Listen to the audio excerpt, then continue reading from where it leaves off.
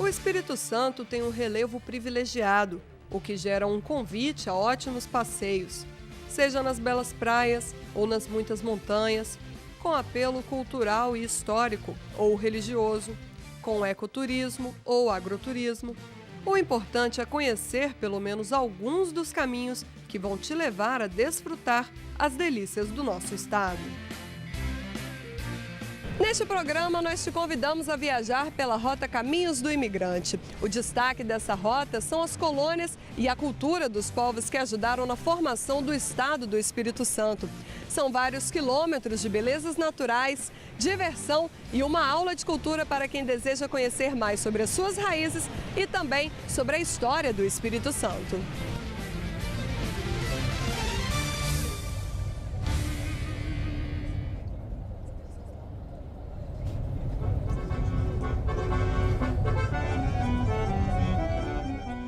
Oito municípios fazem parte da rota: Cariacica, Santa Leopoldina, Santa Maria de Jetibá, Itarana, Itaguaçu, Santa Teresa, São Roque do Canaã e Fundão.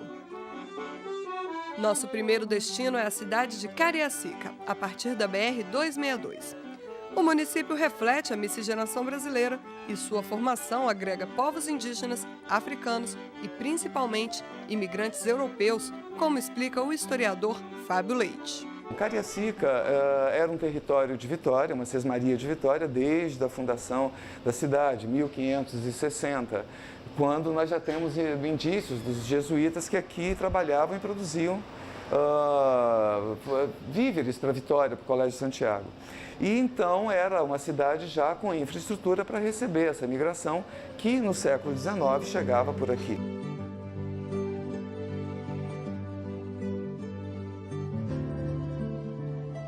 Segundo os antigos habitantes, o nome Cariacica vem da expressão indígena Cari, Jaci, Caá, que significa chegada do homem branco. Essa expressão era utilizada pelos índios para identificar o porto onde desembarcavam os imigrantes. Esses imigrantes encontraram aqui uma base para se instalar. Ainda nos dias de hoje, a cultura italiana é bem representativa na região.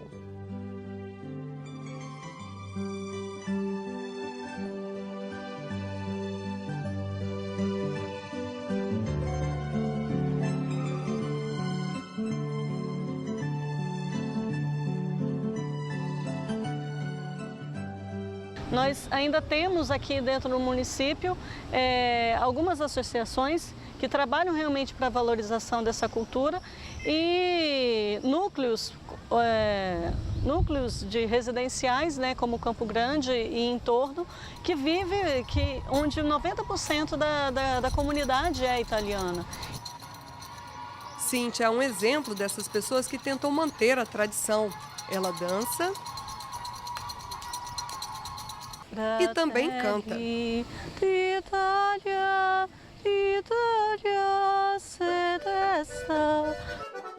Os imigrantes alemães, apesar de terem vindo em menor número, também deixaram o seu legado. Jaqueline Stivantes é membro do único grupo de danças alemãs na região da Grande Vitória, o Pilger der Hoffnung, que em português significa Peregrinos da Esperança. É muito interessante a gente tentar manter a língua, os costumes, a dança, né, que é o meu caso, para que isso não se perca, né, para que isso possa ser propagado adiante, porque é tudo muito bonito. Também a culinária é muito interessante.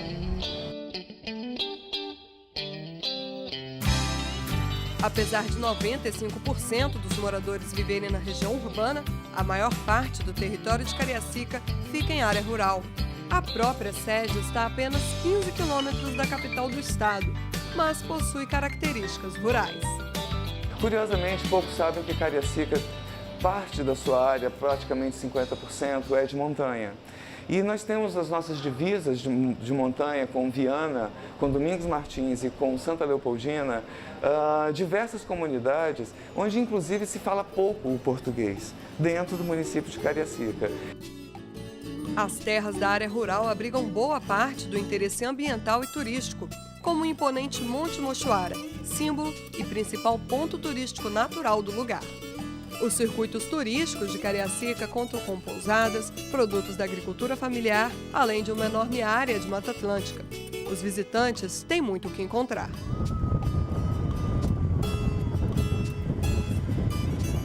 Nós temos o Vale do Mochoara, que já é o símbolo do turismo de Cariacica em matéria de turismo rural. E uma área que tem se despontado com muita qualidade é a área de Cachoeirinha, onde ainda existem alguns resquícios vivos da época dos tropeiros, e o sítio Pedra Negra, que vem fazendo um trabalho muito interessante, muito acolhedor em matéria de turismo rural, que também, por serem descendentes desses imigrantes que passaram por aqui, vários deles ficaram, em vez de subir para as montanhas, alguns ficaram por aqui. Eles contam, então, também essa história, vinculando, então, o turismo de Cariacica ao caminho dos imigrantes.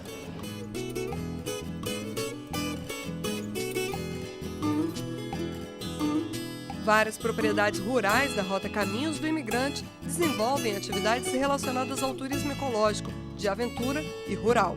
O povo é simpático e hospitaleiro e gosta de receber pessoas. Irlip Cariacica.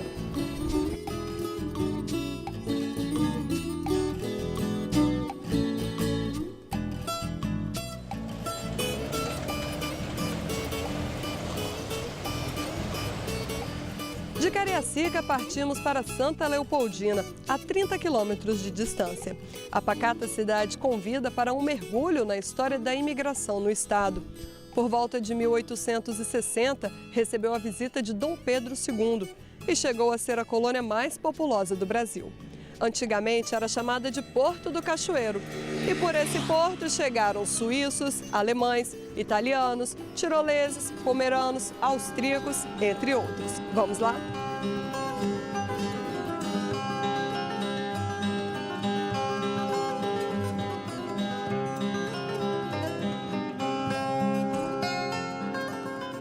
Atualmente, o município é um sítio histórico, um conjunto arquitetônico rico, com construções do final do século XIX e início do século XX, em estilo colonial luso-brasileiro, com detalhes da arquitetura anglo-saxônica.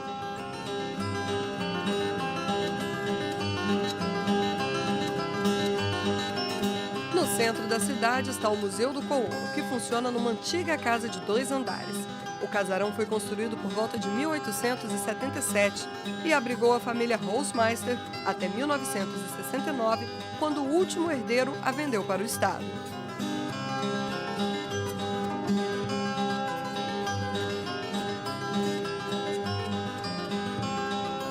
A família Hausmeister veio para Santa Leopoldina fugindo da febre amarela e culminou com a colonização do Espírito Santo. Chegando aqui, algumas pessoas não tinham condição mais de retornar ao seu país e acabaram ficando e colonizando os lugares.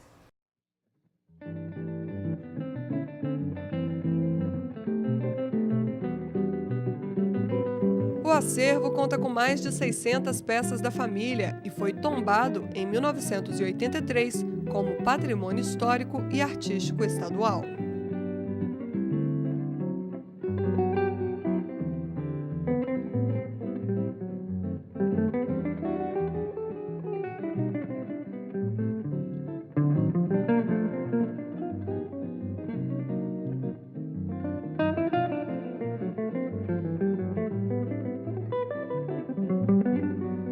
A 16 quilômetros da sede de Santa Leopoldina fica o Tirol, uma comunidade formada por descendentes de imigrantes austríacos.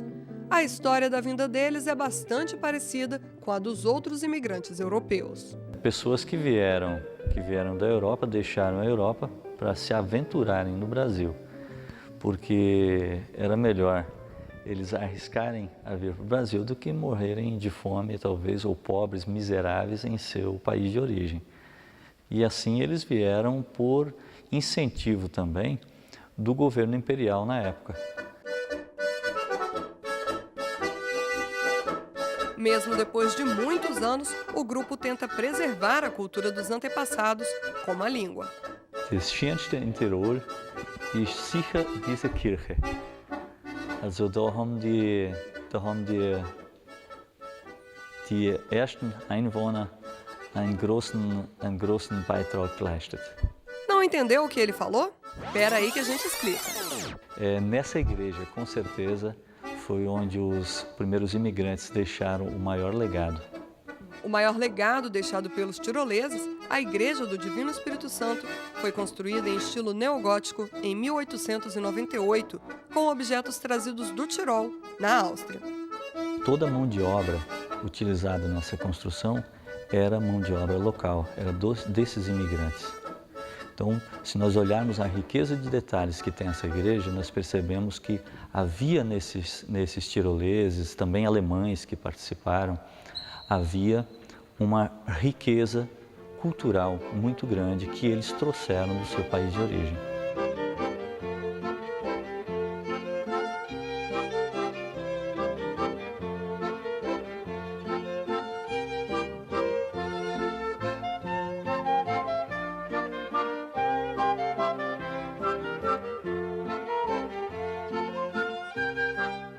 Ao visitar Santa Leopoldina, não deixe de conhecer esse povo que imigrou para o Brasil em busca de amor e de melhores oportunidades. Além do mais, a cidade é um lugar cheio de belezas naturais.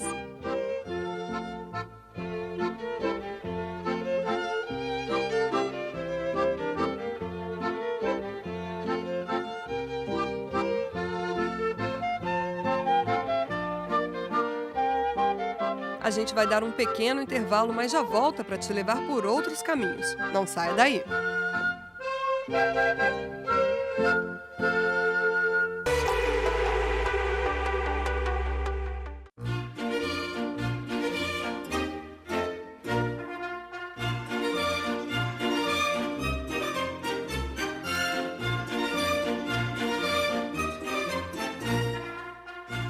Voltamos com o programa Rotas Caminhos do Imigrante, que vai te levar agora a Santa Maria de Jetibá, conhecido como o município mais pomerano do Brasil.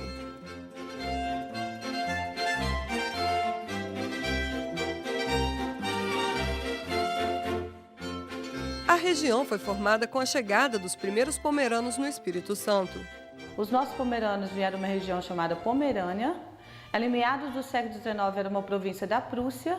E os nossos pomeranos viviam nessa região sob regime de feudalismo. Então, eles não eram donos de suas próprias terras. E o grande sonho pomerano é se tornar dono de suas próprias terras. No Brasil, era fim de escravidão. Então, o governo brasileiro, com o governo da Pomerânia, faz esse contato de estar trazendo os imigrantes pomeranos para o Brasil. Chegando ao Porto de Vitória, eles eram alojados na hospedaria Pedra d'Água, onde eles passavam um processo de quarentena, onde a saúde deles era avaliada. Depois desse processo de quarentena, eles embarcam em canoas, subindo o rio Santa Maria da Vitória até o Porto de Cachoeiro, hoje conhecido como Santa Leopoldina. Mas quando o colono pomerano chega aqui, ele vai descobrir que ele não vai ganhar tão sonhada terra. Tudo que ele produzisse nessas terras durante o período de 4 anos, ele teria que estar devolvendo ao governo em troco da passagem, em troco dessas terras. Então, essas terras eram conhecidas como prazos, porque o colono pomerano tinha um prazo para quitar sua dívida com o governo imperial.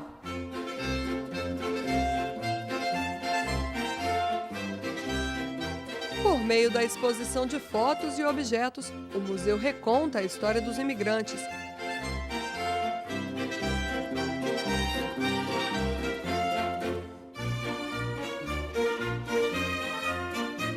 A cultura pomerana é muito rica. A cerimônia de casamento é um dos eventos mais importantes para esse povo. Apesar de ser um evento comum em muitas culturas, aqui ele tem algumas peculiaridades. O vestido da noiva é preto, as louças são quebradas para trazer sorte e a festa dura 3 dias. Como ela vivia sob regime de feudalismo na Pomerânia, o senhor feudal ele se sentia no direito de desposar a noiva. Então, a primeira noite, a noite de núpcias, a noiva não tinha direito de passar com o marido dela. Essa primeira noite era o direito do senhor feudal. Então, ela casava de preto em sinal de protesto e o cinto verde, coroa verde que ela usava, simbolizava a esperança que isso ia mudar.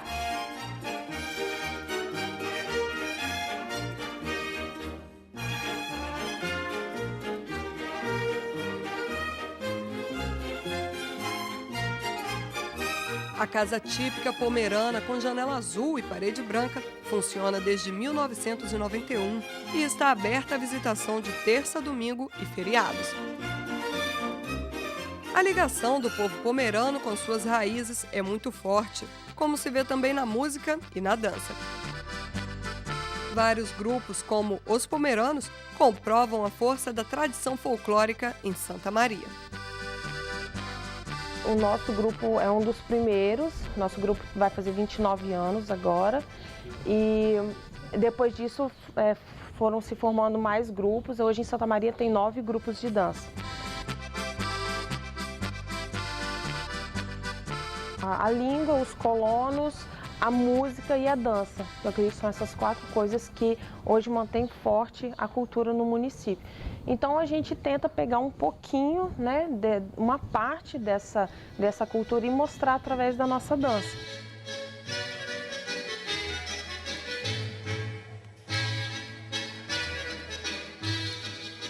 Em Santa Maria de Jetibá, a imigração está muito presente. Na praça principal da cidade, uma loja oferece artigos feitos por artesãos descendentes de imigrantes, produzidos na cidade e também nas áreas rurais. Por falar em área rural, que tal conhecer uma propriedade turística? Nós fomos até um sítio que tem 1.500 pés de uvas. Há 15 anos, o produtor rural Armindo Marquardt se dedica à produção, junto com a esposa Cidinha. Aqui, o visitante pode colher e comer a uva. Eu recebo bastante pessoas, né? Inclusive aos sábados e domingos esse aqui enche de gente aqui. Tem vezes que a gente faz até fila ali embaixo para a gente receber as pessoas direitinho.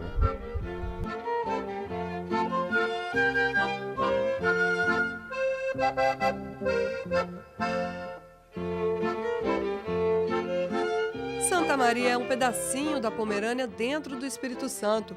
O local tranquilo, de clima muito agradável, com um povo hospitaleiro e festeiro, atrai turistas não só do Brasil, mas de toda parte do mundo.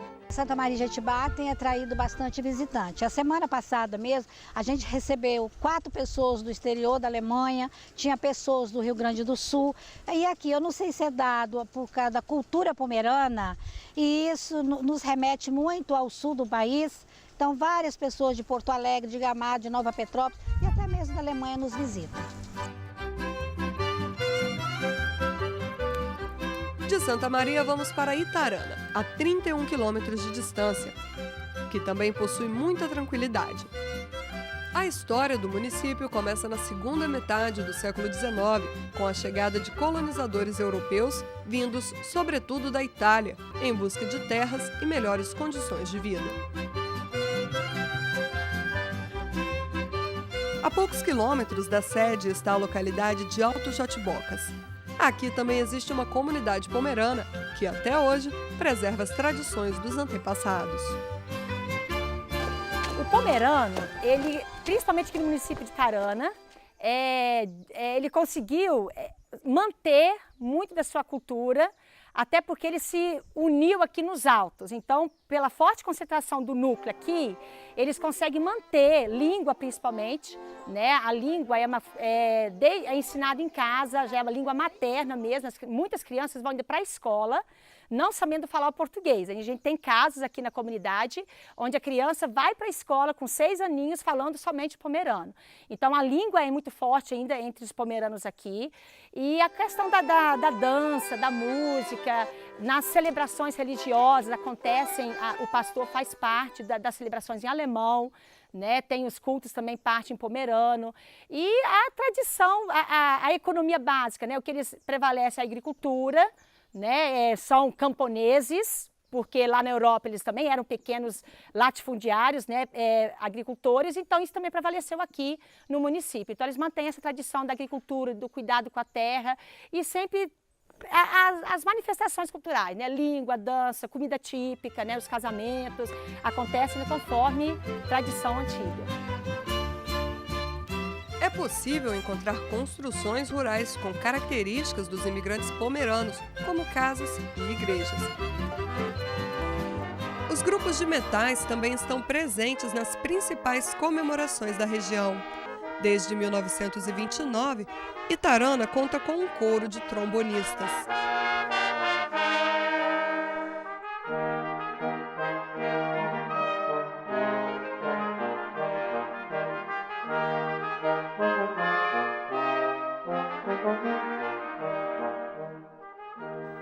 Tarana, vamos para Itaguaçu, a menos de 15 quilômetros de distância. Aqui foram os portugueses que chegaram primeiro. Eles fundaram às margens do rio Santa Joana o primeiro núcleo populacional da região. As terras férteis atraíram também imigrantes de outros países, como Alemanha, Pomerânia e Itália.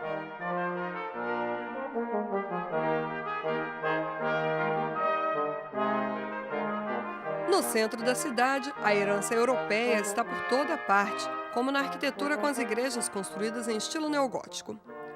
A matriz Nossa Senhora Medianeira de Todas as Graças, de 1953, com vitrais importados da Itália, é um dos belos exemplares.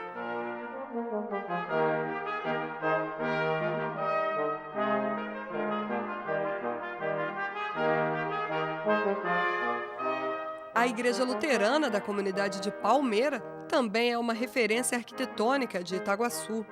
Fundada em 1902, a construção segue o estilo dos templos luteranos europeus.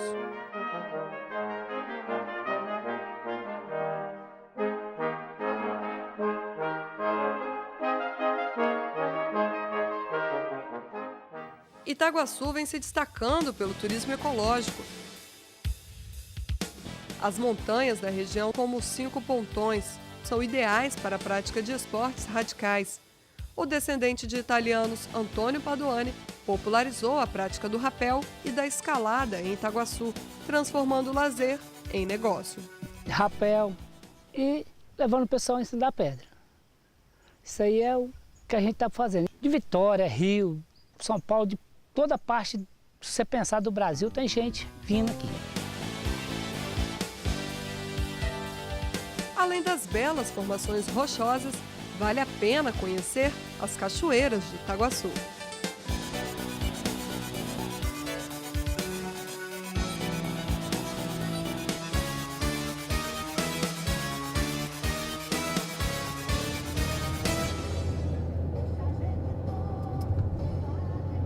De lá voltamos à estrada rumo a Santa Teresa. A doce terra dos colibris é também conhecida como a primeira cidade de colonização italiana do Brasil. Sua história teve início em 1874, com a chegada da primeira expedição de italianos.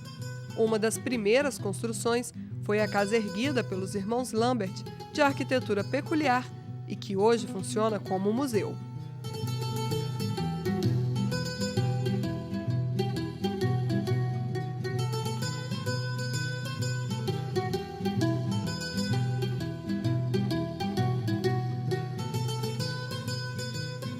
A casa é de estuque, mas não tem relação nenhuma com a Itália, com a arquitetura italiana, é porque foi uma forma que eles tinham de construir a casa, que era fácil e era o que eles tinham no momento, que era madeira e barro.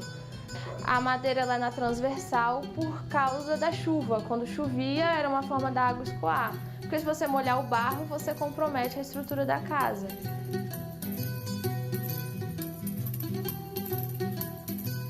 A casa foi habitada por 3 gerações da família Lambert, um clã de escultores, arquitetos, ferreiros e artistas.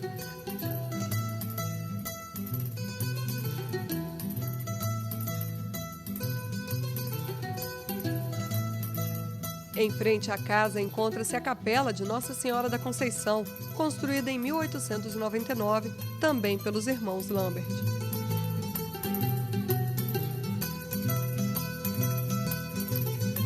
Caminhando por Santa Teresa, percebemos traços italianos nas casas, nos casarios tombados, na Rua do Lazer, na festa em comemoração ao imigrante italiano, sempre em junho, na festa da uva e do vinho, nos grupos de dança italiana e em cantinas e restaurantes.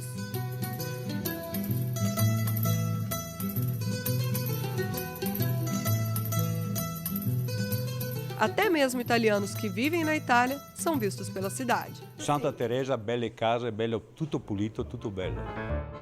Nessas cantinas típicas, os clientes podem ter acesso a construções italianas e também a produtos artesanais, como o vinho de jabuticaba. O vinho de jabuticaba ele era processado aqui e de consumo para os familiares, para parente e tal. E foi ganhando fama com o passar do tempo, né? Não vinha muitos turistas para cá, mas com o passar do tempo começou a vir os turistas, parentes, né, que moravam nas cidades, né? E começaram tipo uma divulgação boca a boca, né? Que começou pegando fama, né?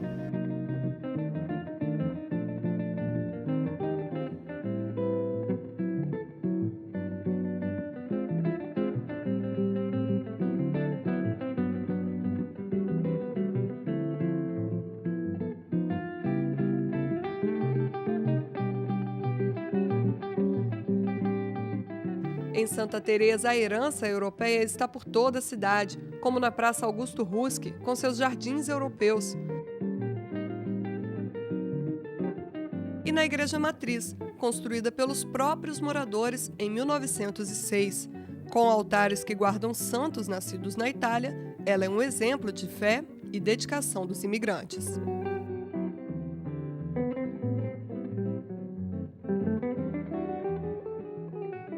E estando em Santa Teresa, é impossível deixar de dar uma passada no Museu de Biologia Professor Melo Leitão.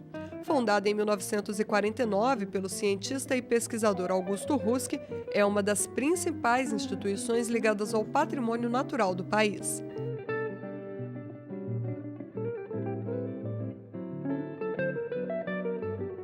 Ali podem ser encontradas cerca de 1.000 espécies nativas e exóticas. Recentemente, comprovando a importância do lugar, o museu teve seu nome alterado para Instituto Nacional da Mata Atlântica. Esperamos que agora, sendo o Ministério da Ciência e Tecnologia, nós teremos assim um pouquinho mais de recursos para trabalhar diretamente em pesquisa. A gente vai dar um pequeno intervalo, mas já volta para te levar por outros caminhos. Não saia daí.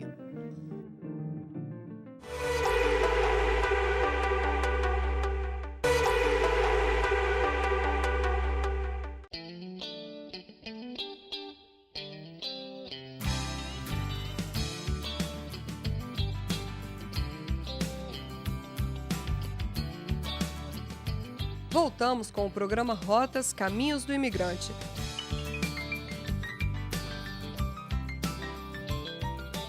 Saímos de Santa Teresa e seguimos viagem até a vizinha São Roque do Canaã. De Santa Teresa a São Roque são apenas 30 quilômetros, mas para a viagem ficar ainda mais legal, vale a pena dar algumas paradas no meio do caminho para contemplar a beleza do Vale do Canaã e da natureza.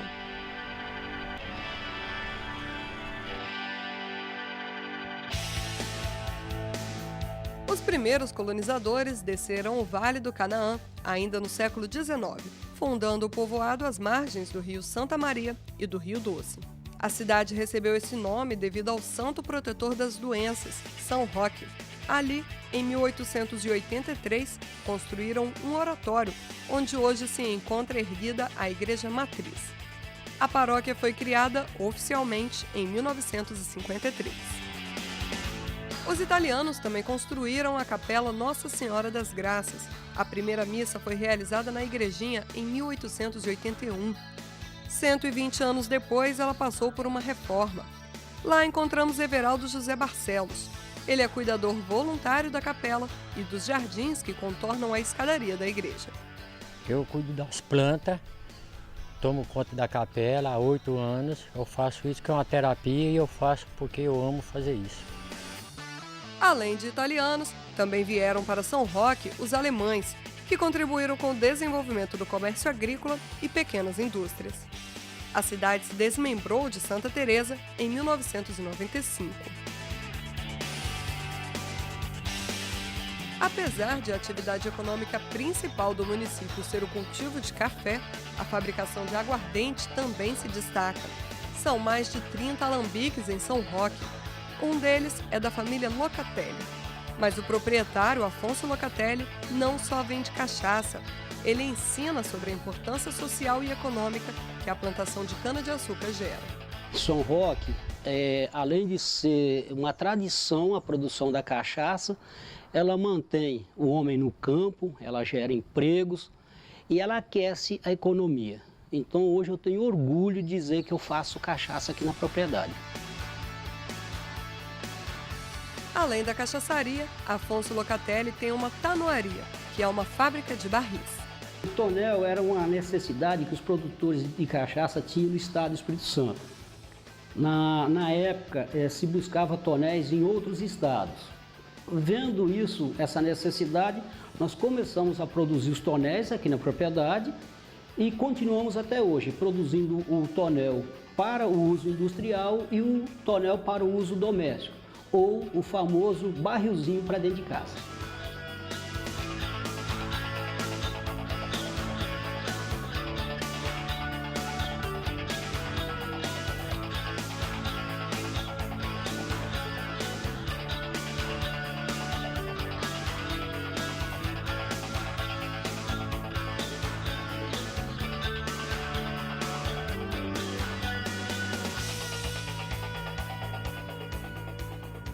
No retorno para a Grande Vitória, passamos por Fundão, o único município da Rota Caminhos do Imigrante que possui praias. Destaque para a bela Praia Grande.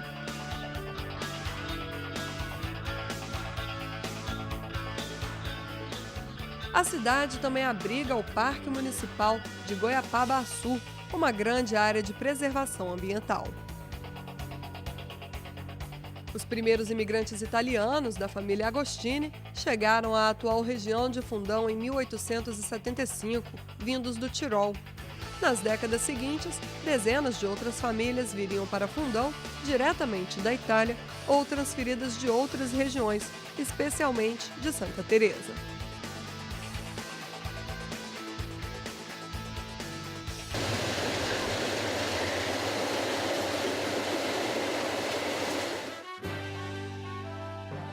Percorremos a rota Caminhos do Imigrante em uma semana, mas sugerimos que você tome o tempo que achar melhor. O importante é deixar-se envolver na nossa história e entender de onde vieram muitos dos costumes e da cultura capixaba.